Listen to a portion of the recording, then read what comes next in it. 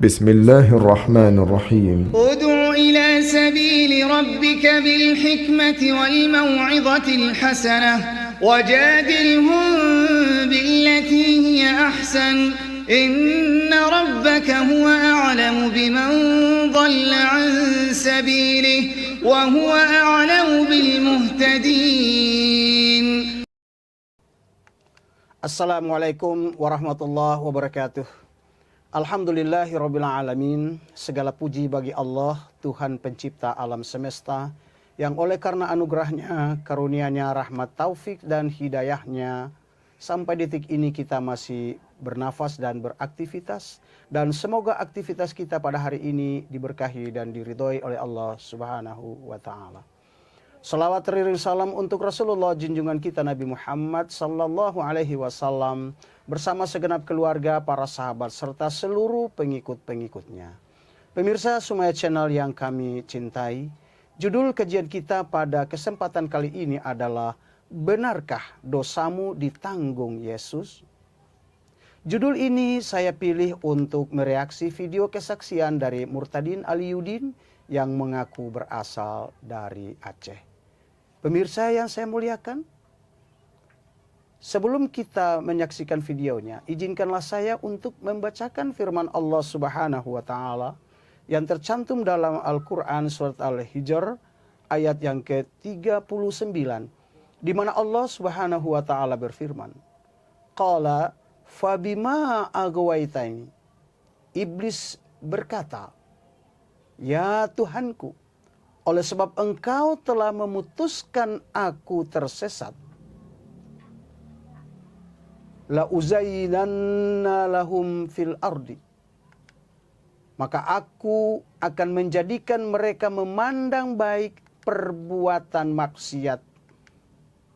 Aku akan membuat mereka memandang baik kejahatan, juga kemungkaran yang mereka perbuat di muka bumi.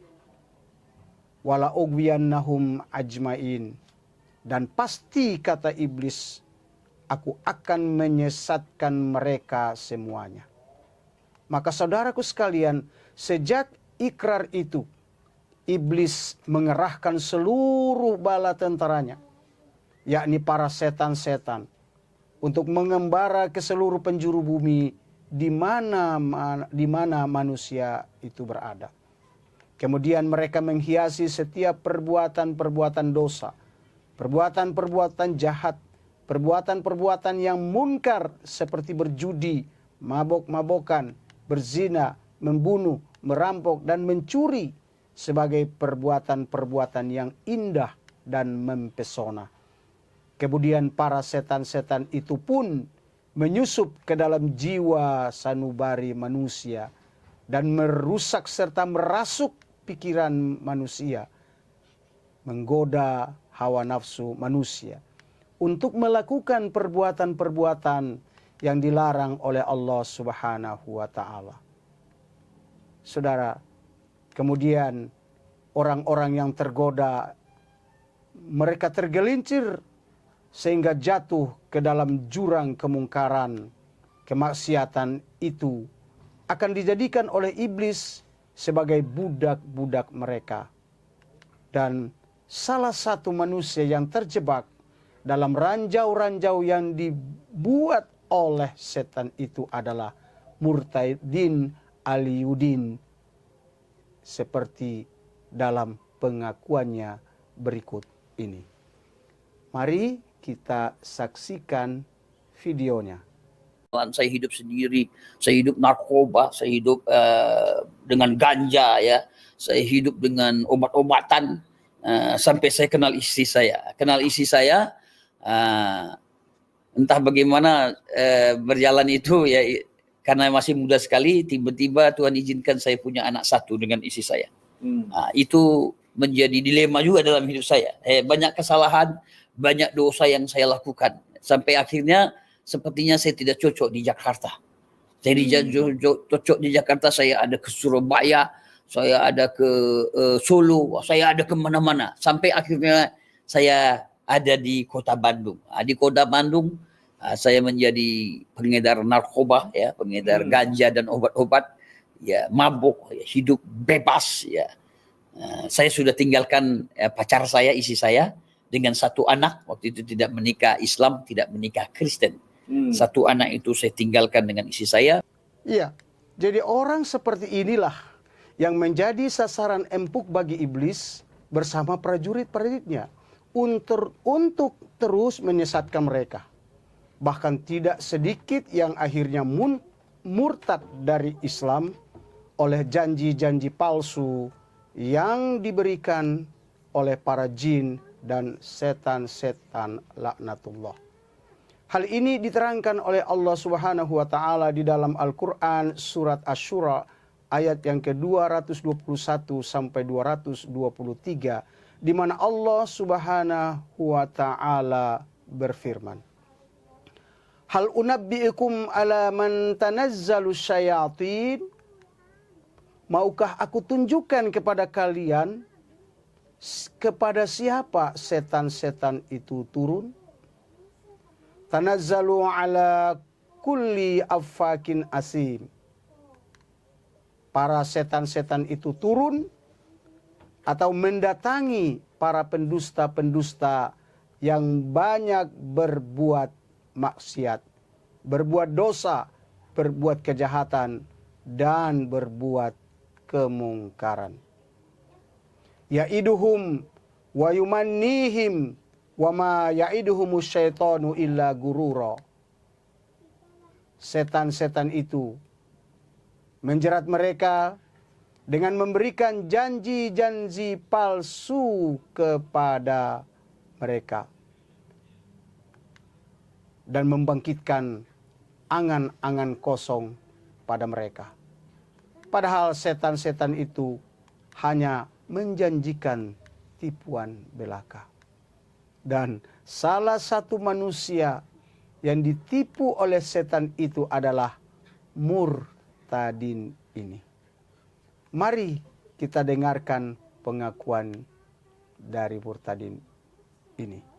Saya ini manusia yang berdosa dan selalu condong jatuh dalam dosa. Tidak bisa ditebus dengan korban apapun, tidak bisa. Dan mulailah Tuhan ingatkan cerita teman ini tentang Yesus Kristus. Mati di kayu salib, darahnya tercurah untuk menebus dosa saya. Hah? Apa? Yesus nebus dosa kamu? Enak aja loh. Kamu yang narkoba, kamu yang buntingin anak orang, kamu yang ninggalin anak istri tanpa tanggung jawab, lalu dosamu, kesalahanmu dipikul oleh Yesus. Ngaco ah. Baca tuh firman Allah kepada Nabi Yehezkel pasal 18 ayat yang ke-20. Apa kata Allah? Orang yang berbuat dosa itu harus mati. Anak tidak akan turut menanggung kesalahan ayahnya, dan ayah tidak akan turut menanggung kesalahan anaknya. Orang benar akan menerima berkat kebenarannya, dan kefasikan orang fasik akan tertanggung atasnya. Mikir dong, Bapak. Bapak aja tidak bisa menanggung dosa anaknya. Sebaliknya anaknya pun tidak bisa menanggung dosa bapaknya. Itu yang keluarga. Keluarga saja nggak boleh, apalagi orang lain. Lanjut videonya. Dia anak domba dikatakan oleh teman ini. Anak domba yang tidak bercacat celah. Dengan kata lain, dia yang tidak berdosa. Ini kurang ajar nih. Yesus dikatain domba. Yesus itu bukan domba. Yesus itu anak manusia yang lahir dari rahim seorang wanita mulia, yang menjadi utusan Allah. Kalau dikatain domba yang tak bercatat dan bercela. Ngaco ini. Ya. Lanjut. Yesus datang ke dunia ini untuk menebus dosa saya, dosa kita. Semua di dunia ini kita berdosa. Karena begitu besar kasih Allah akan dunia ini, sehingga dicurahkan, dia berikan anaknya yang tunggal. Darahnya tercurah untuk menebus dosa saya, dosa kita semua. Oh Yesus, Yesus, betapa malangnya nasibmu menjadi anak tunggal Tuhan karena harus menanggung dosa semua manusia yang berdosa di dunia ini. Padahal kau sendiri tak berdosa.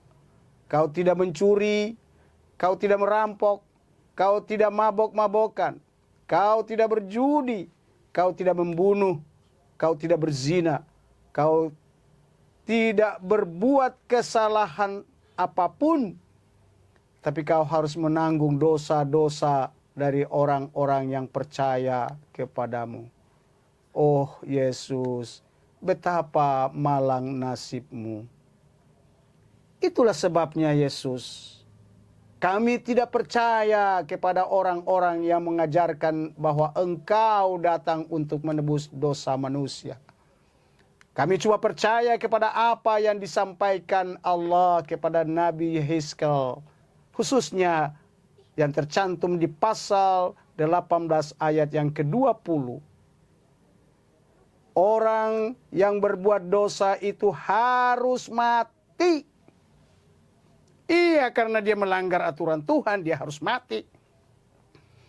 Anak tidak akan turut menanggung kesalahan ayahnya. Anak tidak turut menanggung kesalahan ayahnya. Orang benar akan menerima berkat kebenarannya, dan kefasikan orang fasik akan tertanggung atasnya. Kami juga lebih percaya kepada apa yang dikatakan oleh Matius pasal 12 ayat 36. Tetapi aku berkata kepadamu, setiap kata-kata yang sia-sia yang diucapkan orang harus dipertanggungjawabkannya pada hari penghakiman. Ucapan saja harus dihadapkan di tahta pengadilan Tuhan, apalagi perbuatan dosa. Baca tuh di dalam Roma 14 ayat yang ke-12. Demikianlah setiap orang di antara kita akan memberi pertanggungan jawaban terhadap dirinya sendiri kepada Allah. Baca juga Galatia 6 ayat 5. Sebab tiap-tiap orang akan menanggung bebannya sendiri. Tidak ada orang lain yang akan menanggung bebannya. Serta Pengkhotbah 12 ayat 14. Karena Allah akan membawa setiap perbuatan ke pengadilan yang berlaku atas segala sesuatu yang tersembunyi. Entah itu baik, entah itu jahat. Di Pengkhotbah juga dijelaskan, niat di dalam hati yang baik pun akan dipersoalkan, apalagi niat yang jahat. Juga Wahyu 20 ayat 12 tertulis di sana, dan orang-orang mati dihakimi menurut perbuatan mereka berdasarkan apa yang tertulis di dalam kitab-kitab itu. Saudaraku sekalian, dan terkhusus untuk Murtadin Aliyudin. Sebagai penutup, saya bacakan untukmu Quran surat Al-An'am ayat 164. Di mana Allah Subhanahu wa taala berfirman, "Wala taksib kullu nafsin illa 'alaiha." Setiap perbuatan dosa seseorang, dirinya sendirilah yang bertanggung jawab. Saudara yang makan cabai, saudara pula yang merasakan pedasnya cabai. saudara yang memegang panasnya bara, tangan saudara juga yang akan terbakar. Wala taziru waziratu wizra ukhra. Dan seorang yang berdosa tidak akan memikul dosa orang lain. Summa ila rabbiukum marji'ukum. Kemudian kalian semua, kita semua akan pulang kembali menghadap Allah Subhanahu wa taala. Fayunabbi'ukum bima kuntum fihi takhtalifun. Kemudian Allah akan memberitakan kepada kita tentang apa yang kita perselisihkan, apa yang kita persoalkan. Bagi orang Kristen berkeyakinan bahwa Yesus adalah juru selamat yang menebus dosa-dosa manusia. Dia rela menyerahkan nyawanya. Dia rela dicaci maki, diludahi, bahkan ditelanjangi di tiang salib. Semua penghinaan itu menurut keyakinan Kristen adalah untuk menebus dosa manusia. Sementara kami umat Islam menganggap bahwa yang menjalani siksaan itu, yang menjalani penghinaan itu, yang tersalib di tiang salib itu bukanlah Yesus. Bukan berarti kami tidak percaya bahwa penyaliban itu terjadi. Penyaliban itu memang terjadi.